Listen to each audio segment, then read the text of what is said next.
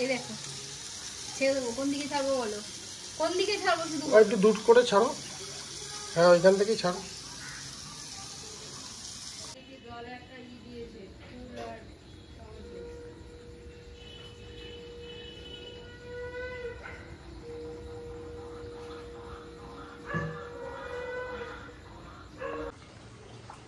Good morning. আজকের ব্লগটা এখান থেকেই শুরু করছি। একটা বর্ষামুখর দিনের শুভেচ্ছা সবাইকে। এই দেখো আজকে একদম রেনি ডে, বাইরে তো প্রচন্ড বৃষ্টি হচ্ছে। এই দেখো, তোমরা কে কোথা থেকে দেখছো সেটাও লিখবে, আর তোমাদের ওখানে কিরকম বৃষ্টি সেটাও লিখবে, আর বাকি আমরা বৃষ্টিতে কিরকম আছি সেটা তোমাদের বলছি। এই দেখো বাইরে তো বৃষ্টি হচ্ছেই, আর রাস্তার অবস্থা দেখো।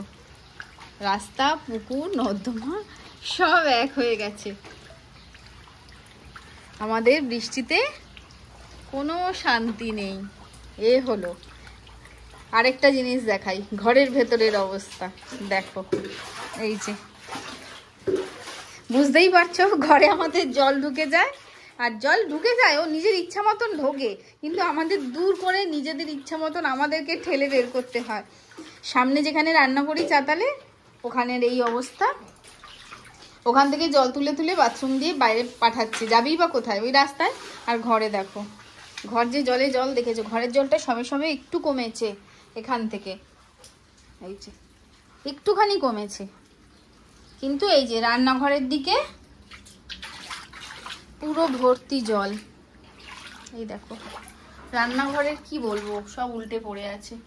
যতটা পেরেছে মা তুলেছে, আর বাকি তো এদিক ওদিক জিনিস থাকেই।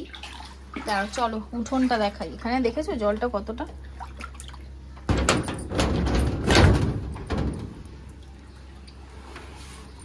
এই দেখো উঠোনের অবস্থা। এটাই হলো আমাদের শ্রীরামপুর, জলের জন্য বিখ্যাত। এই যে ঘর বারান্দার কি অবস্থা দেখো, বিছানায় তো জানোই কি অবস্থা হয়।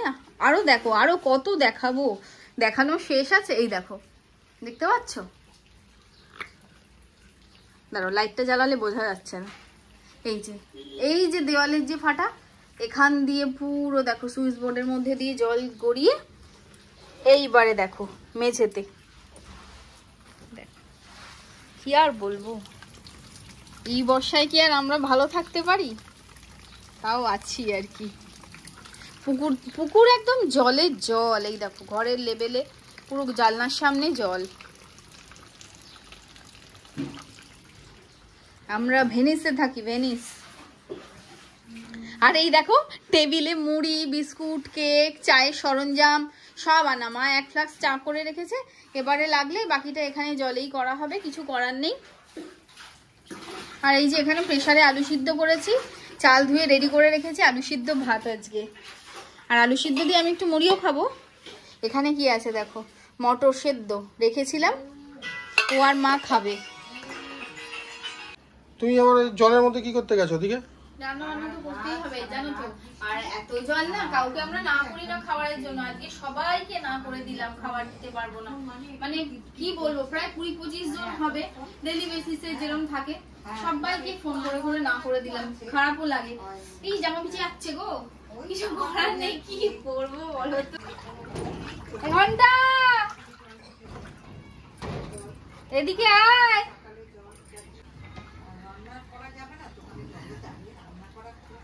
কি করছিস ওখানে? কতদূর জলের খবর?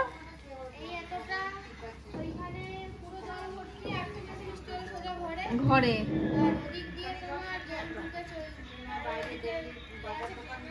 ওইখান দিয়ে পেছনে ড্রেন দিয়ে ঢুকে গেছে। এটা নতুন চশমা, এটা ভালো হয়েছে, ভালো হয়েছে। তোর মা কি করছে? ওদিকেও জল, এদিকেও জল। একটা দিয়েছে ফুল আর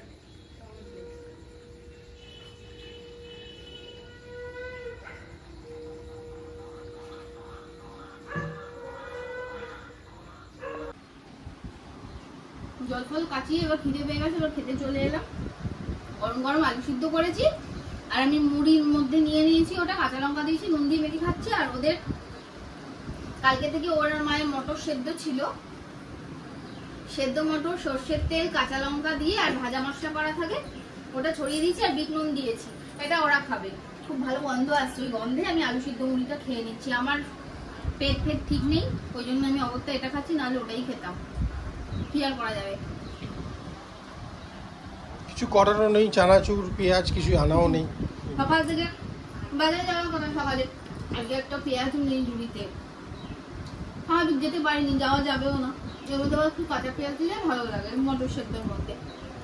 চলো, পরিস্থিতি যখন যেরকম তখন সেরকম করতে হবে, মানে এটা ছাড়া চলবে না বা ওটা ছাড়া চলবে না, কোনো ব্যাপার আমি করলাম। যখন যেটা হবে তখন সেটা দিয়েই করতে হবে। একদম। খাই। এই যে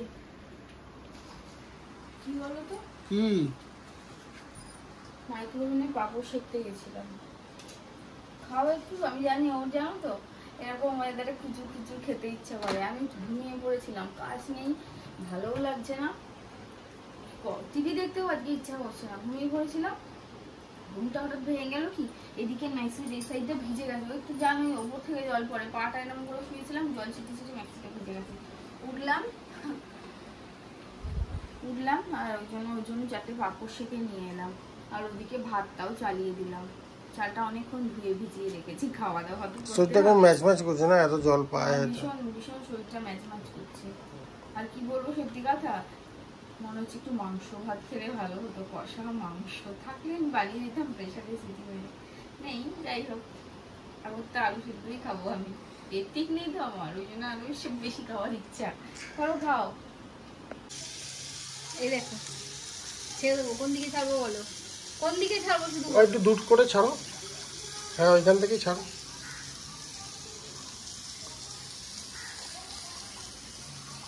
হাত দিতে পারবো না, নোংরা জল, পা দিয়ে না হয় ভাসিয়ে দিলাম।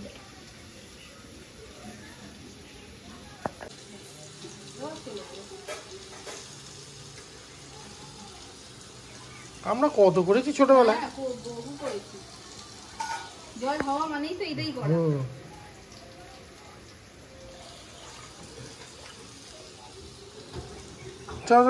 চলে চলে এতক্ষণ থেকে না।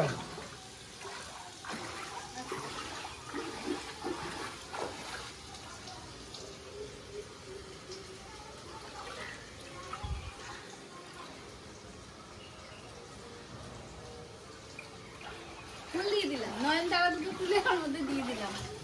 খালি যাবে, ও তো কিছু নিয়ে যাবে, ভুলের শুভেচ্ছা নিয়ে গেল, ভুলের শুভেচ্ছা দিতে দিতে যাবে। এবার আমি ঢুকি, তুমি গেটটা আটকে দাও। আমি দুপুরের জন্য রান্না করছি একটু। এখানে গরম ভাত হয়ে রয়েছে, আলু সিদ্ধ তো সকালেই করে নিয়েছিলাম, একটু সরু সরু করে পটল কাটলাম, পটল ভাজবো। যতই ভাবি যে আলু সিদ্ধ দিয়ে খেয়ে নেবো, মন আর মানতে চায় না, তাই হয়। আর পটলের খোসা না কালকে ছাড়িয়ে ধুয়ে ভালো করে ফ্রিজে রেখে দিয়েছিলাম, এটাকে এই যে বাটা করেছি, এটা দিয়ে শুধু ভাত হয়ে যাবে। একদম রসুন দিয়েছি বেশি করে, পেঁয়াজ কালো জিরে দিয়ে, আর পটলের খোসাটা ভাপিয়ে নিয়েছি, দিয়ে একসাথে বেটে কালো জিরে আর পেঁয়াজ ফোড়ন দিয়ে, তারপর ব্যাস নুন মিষ্টি দিয়ে নাড়াচাড়া করছি। এইটা দিয়েই ভাত খাওয়া হয়ে যাবে গরম গরম, ভালো লাগবে। জলটা বেরোচ্ছে, এবার জলটা অনেক হু করে জল বেরোচ্ছে। এই সামনের চাতালটাও তো পুরো কাঁচালো, একবার আবার জলে ভরে গেল, মাটি দিয়ে জল উঠছে নিচ থেকে, দিয়ে আবার কাটিয়েছে, দিয়ে এখন সামনে যাবে। কাটালে হবে কি, খানিক্ষণের মধ্যে দেখবে আবার ভরে যাবে। এখান দিয়ে যেভাবে জল আসছে, প্রথমে তো ওদিক দিয়ে আসতো, কিছুদিন আগেও দেখেছে ওই দিক দিয়ে আসতো, আর এবারে আবার নতুন এই চৌকাঠের এইখান থেকে আসছে, এই যে হু করে এখান দিয়ে জল বেরোচ্ছে, মাটির নিচ দিয়ে জল উঠছে। এটা তো আর আমাদের হাতে নেই, কিছু করার নেই। হ্যাঁ, আমাদের 70-80 বছর আগেকার পুরনো বাড়ি, সেটাই। আর নিচু জায়গায় থাকি আমরা, কি আর করা যাবে। কি আর করা যাবে, দেখা যাক, কিছু করা গেলে যাবে, সেটাই। কিছু কি আর করা যাবে, কটা অনেক কিছু যাবে, করা গেলে যাবে, দেখা যাক। দুপুরে খাওয়া দাওয়া নিয়ে বসে গেলাম, সেই আমাদের টাইম আমরা মেনটেন করেছি, এরকম নয় যে কাজ নেই বলে আমরা তাড়াতাড়ি করেছি, এরকম কোনো ব্যাপার আমাদের সাথে হয় না।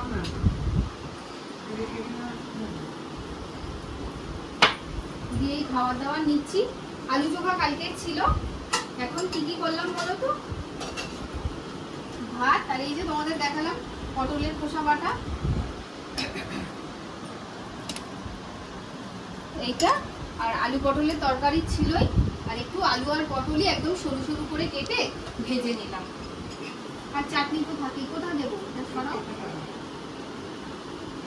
এইসব খাওয়া দাওয়া নিয়ে বসে পড়েছি, খাই দাই। হ্যাঁ, বৃষ্টিটা একটু কমেছে, ঠাকুর করুক আর বৃষ্টি না হোক, তাহলে জলটা আস্তে আস্তে নেমে যাবে, কারণ জলটা নামছে আর কি। যাই হোক, 4টে বাজে, খেয়ে নিয়ে বুঝলে তো, বড্ড খিদে পেয়ে গেছে। তোমরাও ভিডিওটা দেখতে থাকো।